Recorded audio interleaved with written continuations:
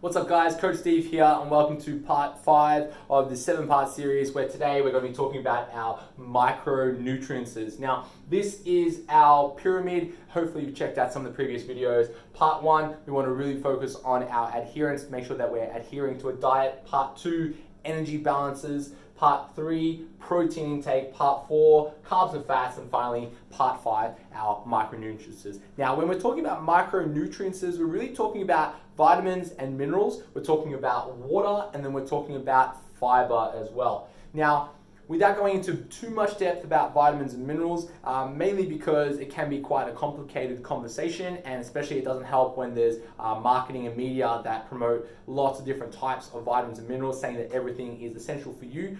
All I would say is that you are probably having enough vitamins and minerals if you have a well-balanced diet, if you are consuming lots of different fruits and vegetables of lots of different colors. You are probably having enough vitamins and minerals to maintain function. Now, if you are following very specific diets, if you are following very specific behaviors in your day-to-day life, or if you have any medical conditions, then we need to start considering different vitamins and mineral intakes. And for you, I would suggest that if you are concerned about your vitamin and mineral intake, go see a GP or a nutritionist or a dietitian. Go get a blood test so that you can know exactly what you're deficient in. We can play a little bit of a trial and error type approach, and we can try different vitamins and test the effects that it has on us. So if you are concerned that you may not be having enough of a certain vitamin, let's use the example vitamin B12, my suggestion for you is to purchase an over-the-counter vitamin B12 supplement, take the supplement, and then test the effects, so a pre and post experiment to see if you notice any changes in your body. So that'll probably be the best way to approach that. But look, jumping into it, the probably most common vitamin deficiencies when we are following a bodybuilding approach or a body composition change are these 6 vitamins. So we've got vitamin D, vitamin B12, zinc, magnesium, calcium, and iron. So a lot of these we can get if we are just eating lots of good quality fruits and vegetables. Vitamin D, you may be deficient if you don't spend enough time outside because you get that from the sun. Vitamin B12 and iron, if you're following a plant-based diet, you may find that you're not having enough of these products here. And then of course zinc, calcium, and magnesium, more based around genetic factors and then also any potential diseases in your body. So if you are concerned about these, you may need to go into a little bit of deeper research. Most of these can be found in a simple multivitamin. So my suggestion, which kind of goes against some other nutritionist suggestions, is to try a multivitamin. Has very low dosages of lots of different things, and as a blanket shotgun approach, you may find that you feel better because you didn't know that you had a magnesium deficiency.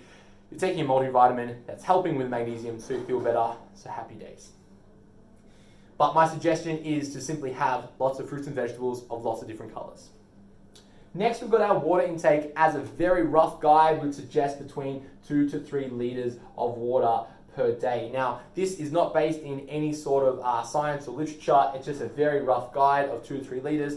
For a lot of us, we are simply we're simply not drinking enough water, which then changes everything, right? Our body has a really hard time to tell the difference if we are hungry or if we're thirsty. So if you're simply not drinking enough water, and I'm talking about pure straight up water, you may find that your adherence goes out the window. As a rule or a general guideline, if you are peeing clear, let's say 3 times a day, you're in a good zone. If you're peeing clear 5 times a day, better zone. If you are going to the toilet and your pee is a brown color, you're dehydrated, I'd suggest you drink more water. Now, this is a very big range because depending on your environment, depending on your activity level, and depending on your body size, you may require different water intakes. For example, I would probably need more water if I was living in Queensland versus living in Melbourne. I would also need more water if I was 120 kilos or if I was 80 kilos. And then I would need more water if my job is a laborer compared to someone who may sit at a desk all day. So lots of variables to consider there.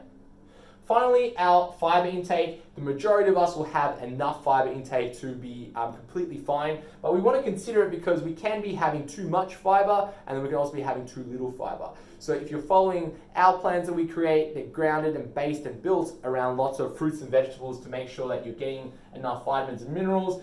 fruits and vegetables, high amounts of water, and fruits and vegetables, high amounts of fiber.